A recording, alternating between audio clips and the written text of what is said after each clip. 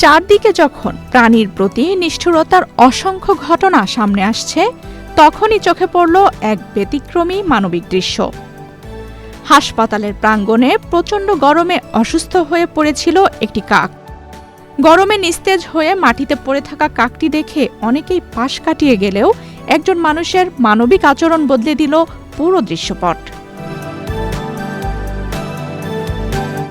ঘটনাটি ঘটেছে 12 এপ্রিল রোববার বিকেলে। টঙ্গী সরকারি হাসপাতাল মাঠে অবস্থান করছিল পপুলার ফার্মাসিউটিক্যালসের একটি গাড়ি। সেই গাড়ির চালক তোফাজ্জল হোসেন হঠাৎই দেখতে পান তীব্র গরমে একটি কাক অসুস্থ হয়ে পড়ে আছে। বিষয়টি দেখে তিনি গাড়ি থেকে তাৎক্ষণিক পানি নিয়ে পরম যত্নে কাকটিকে খাওয়ানোর চেষ্টা করেন।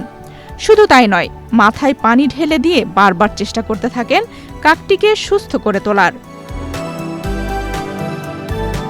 কিছুক্ষণ পর ধীরে ধীরে কাকটি নড়াচড়া শুরু করে এবং কিছুটা সুস্থ হয়ে উড়ে না গেলেও হাঁটতে শুরু করে।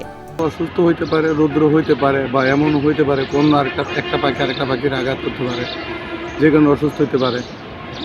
তাই একটু মাথায় পানি দিলাম, একটু খাওয়াইলাম, যদি আল্লাহ সুস্থ করে দেন।